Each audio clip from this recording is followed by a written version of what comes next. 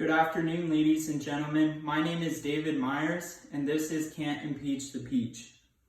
At the start of 2020, news of President Donald Trump's impeachment flooded the streets.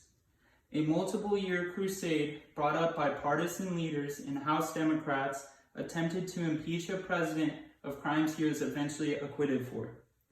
When it comes to the government, the people decide who is in power, and it is important for the people to know if those elected officials are acting in a way deemed to be unlawful.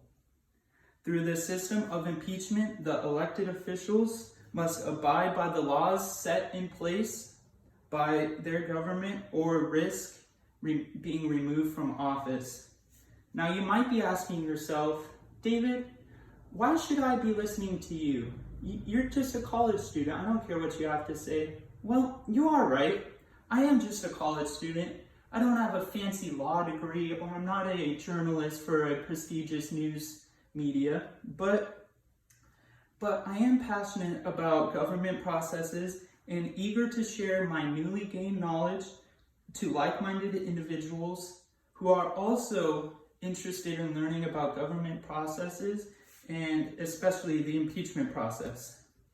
Over the next few minutes, we will discuss the impeachment process, grounds for impeachment, and the finer intricacies of the Trump impeachment. But before we talk about Trump, we first must learn about what impeachment actually is. Well, impeachment is the formal process of removing an elected official from office. So basically the president, the vice president, really any elected official. It is a two-step process starting in the House of Representatives, where they gather evidence and come up with the charges or articles of impeachment. The House of Representatives hears from the prosecutors and the defense. They hear all the testimonies and witnesses, and after hearing all the testimony, they come up with the articles of impeachment and send them on the way towards the Senate. Now, the Senate's role is to conduct the trial for the impeachment. They decide the constitutionality of the charges against the official, needing a 2/3 majority to impeach the elected official, or in Trump's case, to acquit the elected official. And now, the grounds for impeachment, or what an elected official actually has to do in order to be impeached, are as followed. So as stated by Lewis Fisher in his 2015 article titled Impeachment, the president, vice president, and all civil officers of the United States, so any elected official, shall be removed from office on impeachment for and conviction of treason, bribery, or other high crimes and misdemeanors. Now remember that, that's important.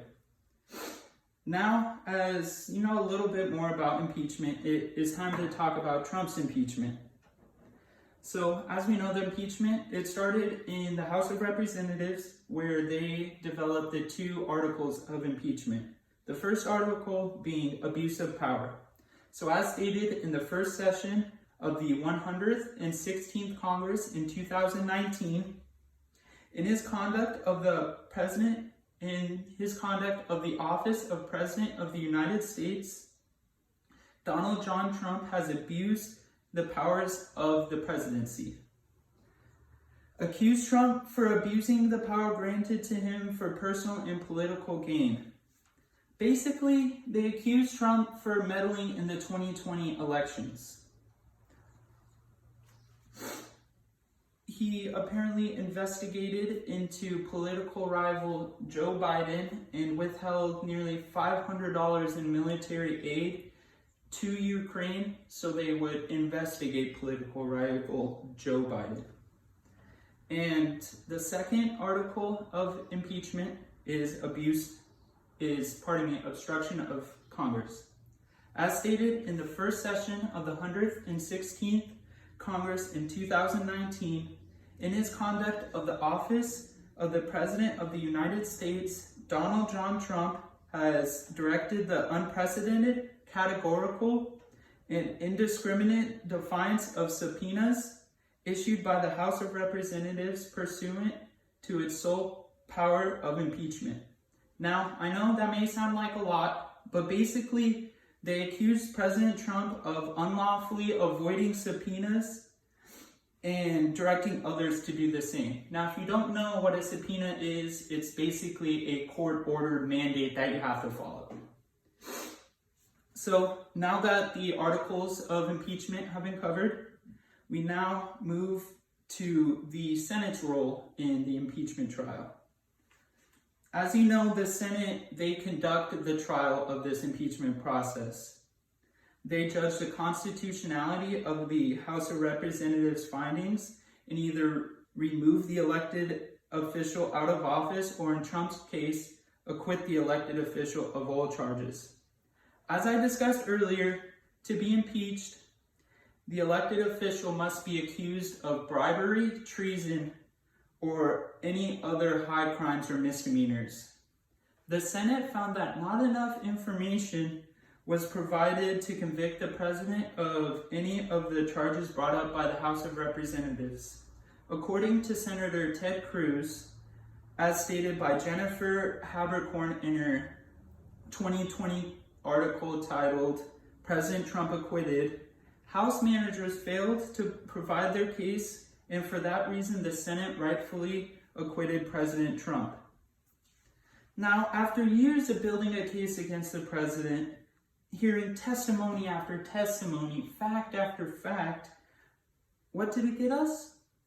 Well, the president is still in office. His approval ratings actually went up, and honestly, it left a bad taste in the mouth of many Americans. Now, I know we covered a lot in this speech.